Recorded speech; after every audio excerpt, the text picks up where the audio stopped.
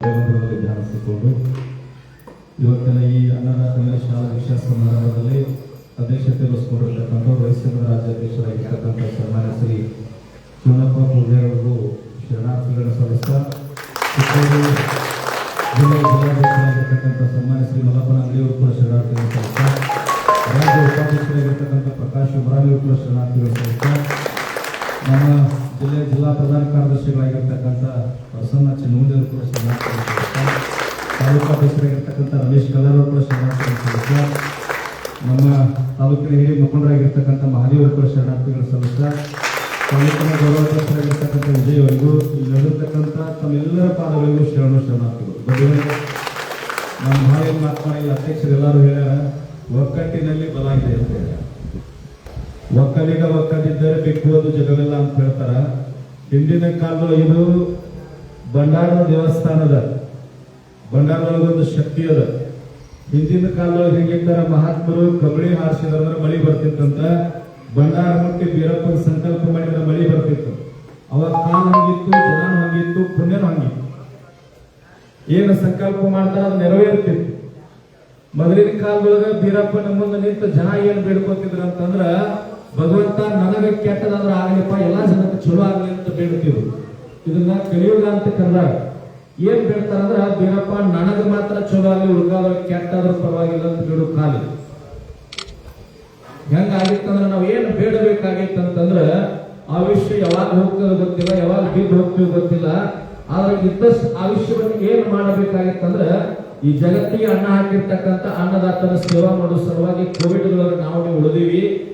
ಈ ಬೀರಪ್ಪನ ಆಶೀರ್ವಾದದಿಂದ ನಾವು ಅದನ್ನು ಮಾಡಬೇಕಾಗಿದೆ.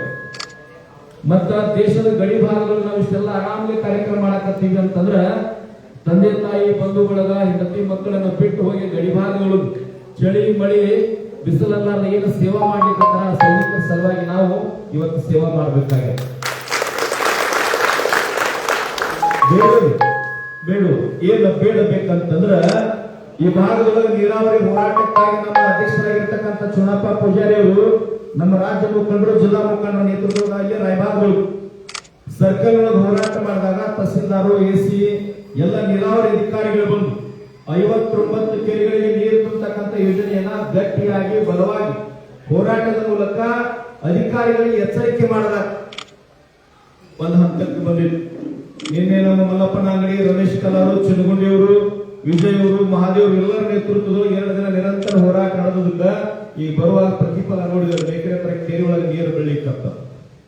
ಈ ಭಾಗದ ಒಬ್ಬರು ಶಾಸಕರು ಮತ ಹಾಕ್ತೀವಿ, 3 ಲಕ್ಷ ರೂಪಾಯಿ ವೇತನ ಕೊಟ್ಟಿವಿ, ಊಟಕ್ಕೆ ಕೊಟ್ಟಿವಿ, ಕಾರಿಗೆ ಡೀಸೆಲ್ ಕೊಟ್ಟಿವಿ, ಮೊಬೈಲ್ ಬಿಲ್ ಕೊಟ್ಟಿವಿ, ರೈಲ್ವೆ ಕಡ್ಡಾಡಕ್ ಬಿಲ್ ಕೊಟ್ಟಿವಿ, ವಿಮಾನ ಕಡ್ಡಾಡಕ್ ಬಿಲ್ ಕೊಟ್ಟಿವಿ. ನಾವು ಕೊಟ್ಟದ ಇಷ್ಟೆಲ್ಲ ಮಾಡಿದ್ದೆ ಅದಕ್ಕ ಇವ್ರು ಹೋಗಿ ವಿಧಾನಸೌಧದಲ್ಲಿ ಕುಂತ ಅಲ್ಲಿ 4 ಮಾತಾಡಿ ಬರ್ಲಿಕ್ಕೆ ಕೊಟ್ಟಿಲ್ಲ.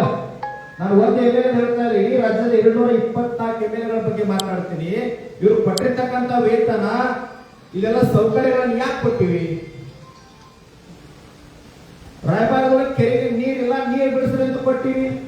ರೈತರಿಗೆ ಎಲ್ಲ ಬೆಳೆಗಳಿಗೆ ಒಳ್ಳೆ ಬೆಲೆ ಇಲ್ಲಪ್ಪ, MSP ಕೊಡಿಸಂತ ಮಾತಾಡಂತ ಕೊಟ್ಟಿವಿ. ಈ ನಾಡಿನೊಳಗೆ ತಾಲೂಕಿನೊಳಗೆ ತಾಯಂದ್ರ ಸಮಸ್ಯೆ ಏನದ, ಯುವಕರು ನಿರುದ್ಯೋಗ ಸಮಸ್ಯೆ ಏನದ, ರೈತರಿಗೆ ಏನು ಸಮಸ್ಯೆ ಅದ, ಕಾರ್ಮಿಕರಿಗೆ ಏನದ, ದೀನದಲಿತರಿಗೆ ಏನದ, ಬಿದ್ದಂತವ್ರ ಬಗ್ಗೆ ಏನದ ಅಂತೇಳಿ ಮಾತಾಡೋ ಸಲುವಾಗಿ ಅವ್ರಿಗೆ ಅವಕಾಶವನ್ನು ಕೊಟ್ಟು ಮತ ಹಾಕಿವಿ. ಆದ್ರೆ ಅವ್ರು ಏನ್ ಮಾಡ್ತಾ ಇದ್ದಾರೆ, ಮತ್ ನಾವೆಲ್ಲ ರೈತರ ಮುಖಂಡರೆ ಕೆಲಸ ಮಾಡೋದಾದ್ರೆ ಮತ್ತೆ ಅವ್ರ ಕಾಯಕ ಏನದ? ಈಗ ನಿನ್ನೆ 2 ದಿನದಿಂದ ನೀವು ಹೋರಾಟ ಮಾಡಿರಿ, ಈ ಭಾಗದ ಶಾಸಕರು ಬಂದಿದ್ರನ್ರಿ, ಬರ್ಬೇಕಾಗಿತ್ತು. ಮತ ಕೇಳುವಾಗ ರಾತ್ರಿ 3 ಗಂಟೆ 4 ಗಂಟೆ ಏತಮ್ಮ ಒಂದ್ 2 ನಿಮಿಷ ಅಂತ ಹೇಳಂತ ಕೇಳಬೇಕು. ಮತ ಹಾಕುವಾಗ ರಾತ್ರಿ 3 ಗಂಟೆ. ನಾನು ಬಿಜೆಪಿ ಇರ್ಲಿ, ಕಾಂಗ್ರೆಸ್ ಇರ್ಲಿ, ಜೆಡಿಎಸ್ ಇರ್ಲಿ, ಯಾವ ಪಕ್ಷ ನಮ್ಗೆ ಸಂಬಂಧ ಇಲ್ಲ. ಆದ್ರೆ ಮತ ಕೇಳುವಾಗ 2 ಗಂಟೆ 3 ಗಂಟೆಗೆ ರಸ್ತೆ ಒಳಗ ಒಳಗ ಒಂದ ಮನೆ ತೊಡದಾಗ ಬ್ಯಾಟ್ರಿ ಹಿಡ್ಕೊಂಡು ಅಡ್ಡಾಡ್ತಾರಲ್ಲ.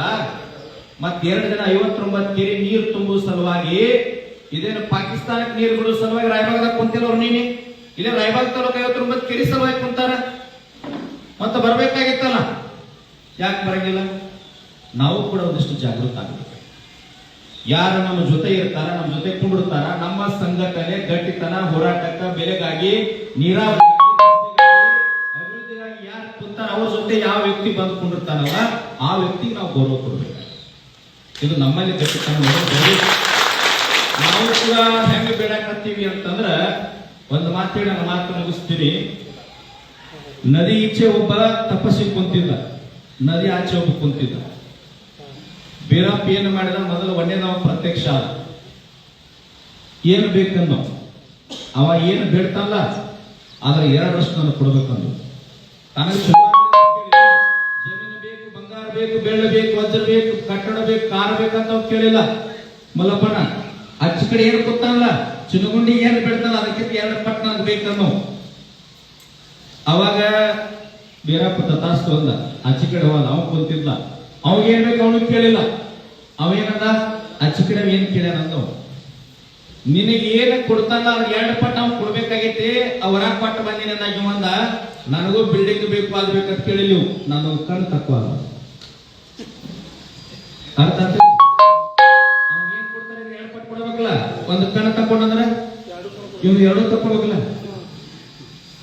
ಚುನಪ್ಪನ ಮತ್ತೊಬ್ಬರ ಕಣ್ಣು ಹೋಗ್ಲಿ, ಮತ್ತೊಬ್ಬರ ಹಾಳಾಗ್ಲಿ, ಮತ್ತೊಬ್ಬರ ಜೀರೋ ಆಗ್ಲಿ, ಅವ್ರ ಮನೆ ಮುಂದೆ ಲಿಂಬಿಕಾಯಿ ಬಿದ್ದ ಹಾಳ, ಇದನ್ನ ಬೇಡಕತ್ತೀವಿ ನಾವು ಕಲಿಯುಗದೊಳಗ.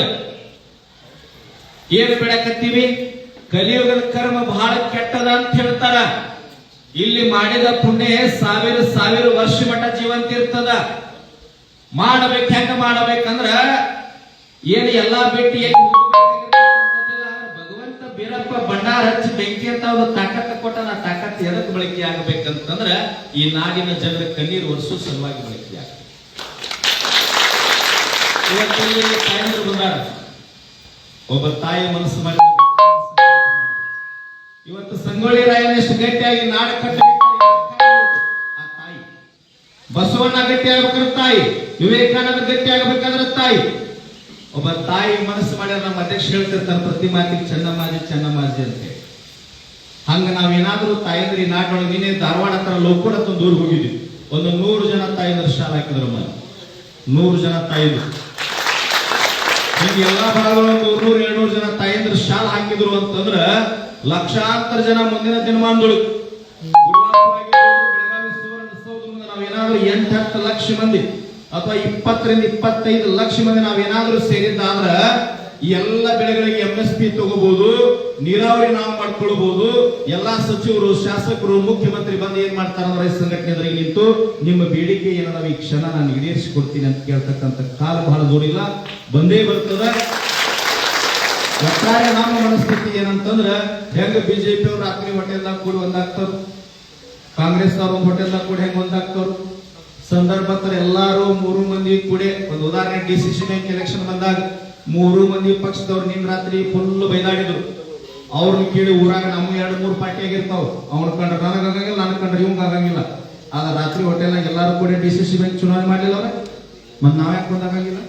ನಮ್ದೇನಿತ್ತು ರೈತರದು. ನಾವು ನಮ್ಮೊಳಗ ಧರ್ಮ ಇಲ್ಲ, ಜಾತಿ ಇಲ್ಲ, ಮತ ಪಂಥ ಪಕ್ಷ ದೊಡ್ಡವ ಸಣ್ಣವ ಮೇಲೆ ಏನು ಇಲ್ಲ. ಜಗತ್ತಿಗೆ ಅನ್ನ ಹಾಕಿರ್ತಕ್ಕಂಥ ಅನ್ನದಾತರದು ನಾವೆಲ್ಲ.